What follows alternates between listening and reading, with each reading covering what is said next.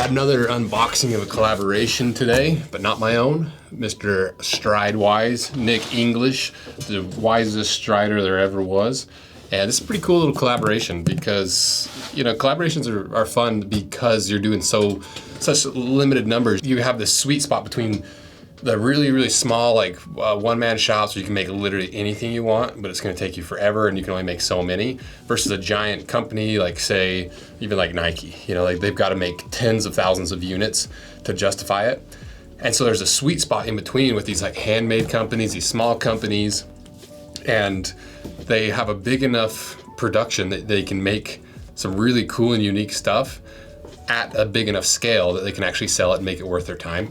And so that's why, you know, these collaborations are so fun. We covered Ticho and Osmo, and I can't remember who it is. I don't know. There's like 3 people involved in that collaboration. It was really super fun to kind of see that and see what other people are doing, the other takes that their other angles are coming at collaborations and trying to come up with new and different things. And this one's pretty wild. And first of all, the video that Stridewise put out is hilarious because he leans into his non-American roots and talks about the scourge of pigs on the U.S., you know, because especially down in Texas and like the South, javelinas and those wild boars are just wrecking shit down there. It's just a catastrophe. Like I've had a lot of friends that go down there and they'll do hunts. Like I've known people that do like the helicopter hunts where they like are in the helicopters just massacring families of pigs, which is funny because like obviously I'm a big hunter and people are like, how dare you kill a bear? Bears are so sweet and cuddly. But F all those pigs. Kill and massacre all the pigs. Kill them all. And it's like pigs and bear are like so close in relation, you know. So it's like it's a funny thing to me that people hate pigs so much, wild boar so much, but they love bears. They're like, kill them all, don't touch a bear. And I'm like, bears murder babies. That's what they do for a living. They have a full-time job of murdering babies. That's what they do. That's how they stay alive. Even little baby cubs. That's why you have to control population of bears and boars because infanticide is very common in the wild world if their populations swing out of control. And you know, the world usually kind of, or the ecosystem stabilizes itself, and it always will, but it's not a very humane stabilization. It's they either freeze to death, they starve to death, they get murdered to death. Nature only balances in a very violent way, whereas humans have a little bit nicer way of balancing the scales. You know, it's ethical destruction. You know, like at least there's some ethics behind it aside from, and like this is probably too much information, so skip ahead 30 seconds if you don't want to hear like some gnarly hunting stories. Because when I was probably 15, 16, this was when I first was like, oh, nature is metal. Like it is crazy. It is a brutal, brutal place. Because we were hunting down in central Utah, and we were just watching this hillside, had a little bit of a cliff drop off, and there was a big, like almost like plateau of grass up above that went for quite a while. And we were just watching this little hillside with the cliff, and all of a sudden something spooked a bunch of deer, and they all just came piling off of this cliff, probably a 20-foot cliff. And I don't know, you know, it's like a lemmings thing. If your friends jump off a cliff, would you type of deal? Well, clearly deer are very susceptible to social pressure, and they all just were jumping off, and they all got up with mangled limbs and stuff hanging off of them and out of them, and it was gnarly. And I was like, oh, so that's how nature deals with that. You know, like nature puts about as much pain and suffering into animals to balance those scales as possible, including just living as a deer is just a brutal, brutal existence. And so, long way of saying, and we might not even leave that in there. We'll have to take it off. I don't know how sensitive YouTube is about hunting and all that. But I've got plenty of stories. You know, we've even seen, if you've been hunting, you've seen deer walking around with a mangled leg. You know, you've seen deer. There's a chance you've seen like at least one animal walking around with its guts trailing behind it. It's like, yeah, you know, there's some ethics involved with humane managing of animals and humane culling of herds and stuff. So, well, we are making some clod wallets out of all these new leathers that we just introduced with the new kilties, the new boot pocket kits. Just because the one wallet that we have that's still made with a dye is the OG wallet of Rose Anvil, named after my grandpa Claude Maurice that taught me leatherworking all growing up. I was raised on the farm with him. He taught me everything I know about hard work, especially leatherworking. I'm literally wearing it right now with the blood core leather. You got everything from those ridiculously thick bison leathers and those SB foot leathers like the Oro Legacy, the amber harness, the copper rough and tough, all these name tags keeping them straight, mule skinner, and obviously all of our regular leathers that are our veg tan we get from Wicked and Craig. And all of them are hand sewn right here in the shop by us. There's no sewing machines. It's the old school saddle stitch way. It's the same way they make saddles that we apply to our wallets. That's why we can do a lifetime warranty, and we've only had like 3 wallets in the entire 10 years. We've only had like 2 or 3 returned. And that's because we use the highest quality leather and the highest quality techniques. So get yourself a clod wallet and some of this unique leather, gamble a little bit and get like an 1.5 inch thick wallet with some of this bison stuff if you really want. But keep it in mind, it's so ridiculously thick. So thank you guys for supporting these products. It's what started this whole business. It's what gave me the expertise and knowledge to be able to judge and design and do all the boot and shoe stuff. And it's what I'm the most passionate about is the product design. So thank you guys for everything you do. Check them out below. Anyway, that was a tangent. So the whole concept of this was really funny because it's all about like, this is the scourge of the U.S. These pigs are taking over, and we're here to murder them in like most American way possible and turn them into boots. And it's a really cool story how difficult it was. So you should go watch that. But now let's unbox it. Enough talking about murdering animals. And but I don't care. People are like, don't talk about that. I'm like, I'm going to. It's like one of my hobbies. It's something I've done my whole life. It's fully legal. The vast majority of money that is used to for like animal conservation, wildlife conservation, wild land conservation, the vast majority of it comes from hunters. And so I just don't care. If people don't like hunting, that's their own problem. I love it. Oh, spoiler alert. Caswell. So who's Caswell? If you don't know who Caswell is, or are, because it really is because Kevin, who owns Caswell, it's just a single dude, like not like I don't know if he's married or not. I mean, it's like a one-man shop is Caswell, and they've done a lot of really cool small batch stuff. They just released a jump boot kind of thing. They just did a collaboration with an Indonesian brand on these boots, the Fortis boots. It's shell cordovan too. Yeah, they're handsome little boots. And let's see what his about page is about. There is not really much about Caswell on their website. But yeah, so basically they just make some really cool like heritage style boots. You can see they've got like a laced toe, a little cap toe, kind of looking like a Thursday.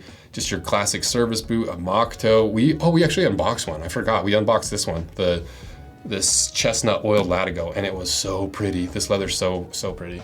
I totally forgot we did that. So if you want to see another Caswell unboxing, I'd probably go into more detail on that. So pretty cool brand. And then obviously Stridewise has been a staple of the boot and shoe community for a long time. Well before I started, Stridewise was already well established and was making videos. Let's see how long his oldest video was. March of 2018 is the first video. So he's been at it a while. You know, he's been a good pal to me. We've made a few videos together. I'll put some of those videos below if you want to watch those. And he comes out to Utah every once in a while, and I like the dude. Like, I like Stridewise a lot. He's super funny. He's just like, I just like people that are willing to like have really hard humor and like sass people and like give people shit and like take the piss out of them type of thing. And that's Nick, and I like that. I like being able to banter with people, especially in the industry, because you just never know. Like when some people like, are you actually like friendly, or are you just acting friendly? Stridewise is not friendly. He's rude. And that's what I like about him, because I just like it. You know, it's like that type of guy. I love Stridewise. He's super funny. Or Nick. I just call him Stridewise because it's easier to distinguish than Nick. Let's unbox, shall we? Ooh. Let's check these out. Ooh. Yes, those are pretty handsome. Sent me a worn pair because I was like, yeah, you sell all the pairs you guys made. Like, I don't necessarily need a pair. I just want to unbox it and show people how cool this boar leather is. Yes, that leather feels really interesting. because we can't talk too much about it, but we've been working on a little collaboration that you probably know which one I'm talking about with some pigskin, and he's not joking when they talk about how big of a pain it is, because that one collaboration that I'm talking about has been in the works for like 3 years because of how hard pigskin is to work with. Because in that video, I quickly speed ran it before I recorded, and they're talking about how like pigskin is super, super oily, so it's hard to tan because you got to break through all those oils to actually get to the flesh to start having that transition of flesh to leather. The oil and the grease inside of the pigskin made it really difficult. It's also super inconsistent thicknesses, which we ran into with this other collaboration that we're working on. It's really tough to find a big enough piece that's consistent enough thickness that you can actually use it for like a boot production. Because pigs are tiny, you know. Javelinas, not javelinas, but like wild boars, they're not like the size of a cow. They're like a third or a quarter the size of a cow. So think about the usable space on a cow hide, 25 feet per side. It's like 50 square feet for an entire cow's worth of leather. I can't imagine a pig's more than like 12 or 13, you know? And so you think about just from that perspective. But even the coolest thing that I liked about this was them talking about the hairs, you know, because cow hair is fairly coarse, like it's coarser than like head hair, but it's not ridiculous. It's the dehairing process is fairly straightforward, you know, same with like elk and deer, and like one of my relatives has like a little tannery for like game, so he'll like tan like bobcat hides, coyote hides, stuff like that. And I've seen it, and it's quite the process. It's pretty cool, but like you definitely like kind of scraping the hairs off. It comes off pretty easily. But boar hair is so coarse, especially wild boar, where they've got that I think it's like an epigenetic trigger that causes them to go from the pink, soft, little squishy pigs to the big, scary, tusked, hairy pigs, boars, like wild. I guess they're not all boars, but you get the point. Those coarse hairs are really tough for the tannery to get out. And so they had to like find a specific, they tried a few different tanneries, nobody would deal with it, nobody wanted to work with it. And then they finally found one here in the US, and I already forgot what they're called because I actually had never even heard of them, or like not heard of them enough to give, they were on the channel in any way. Gallon. Yeah, the Gallon tannery. And then like it just said like they partnered with some hunters in the South and just like got a bunch of hides, shipped it up to this tannery, and they tanned the leather. So it's like, it's way more up my alley. I'm like, I want to do that. Like, I want to go hunting and like turn some hides into some boots that I can sell. I'm like, that is a brilliant idea. I might have to steal that idea and do like a collaboration that way, because it's so cool to say like, pigs are a problem in the US. They're taking over, they're like eating up a bunch of like the farmland. They're pushing out a lot of species. They're an invasive species that's very well adapted to take over the South, and it's a problem. And so like the comments are funny too. American Nick is scary. And this is the one I was looking for. I love the idea of turning a problem into a great solution and a product. Would love to get a pair someday. Yeah, so it's just really cool concepts. And I'm like very jealous that he beat me to the punch of like doing a cyclical boot where you harvest the animal, eat the meat, process the hide, make a pair of boots out of the hide, use the pair of boots to go kill another boar or a pig. Wouldn't that be so fun? And I'm like, oh, that's so morbid. What's wrong with you? Refer to the first part of this video. You know, I like hunting. It doesn't bother me. Either way, super cool little collaboration. You know, I don't know how many units they're doing. I don't know much about like the back end of it. I just saw him launch this like, hey, send one of those to me. I want to do an unboxing and see that leather in real life and show the Rose Anvil 2 audience those boots, because like everyone on this channel, you know, it's like you probably watch the main channel too, and this is kind of like your supplementary, like extra content, some like teasers for some stuff coming up, some unique materials and leathers that might be coming on the channel.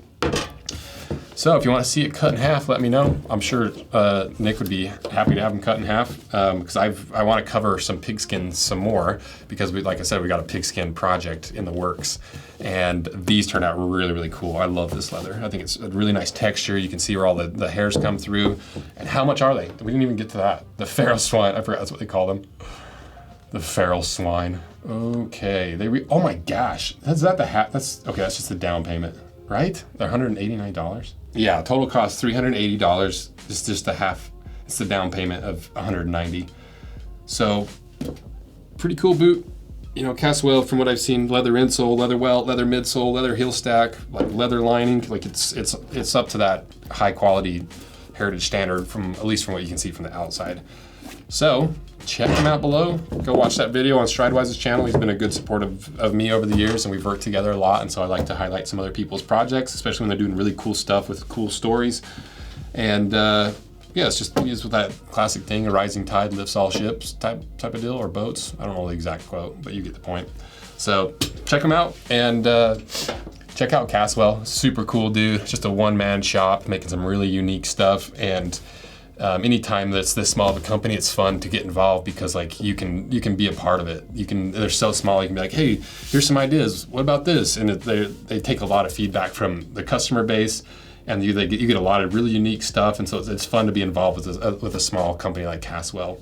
So check out these boots, the links in the description, the Caswell stuff, the links in the description, the unboxing I did for Caswell, the other videos I've done with Stridewise, all that kind of stuff we'll put below. So thank you guys for supporting this channel and these guys and everything that we're doing over here, because this channel is really fun. It's just fun to be able to sit down and just not have to really focus on stuff and just kind of ramble and just BS and chat. And I enjoy it. So I appreciate you guys supporting it and helping me grow it, because one day it will actually make money instead of costing us money. So thank you guys. See ya.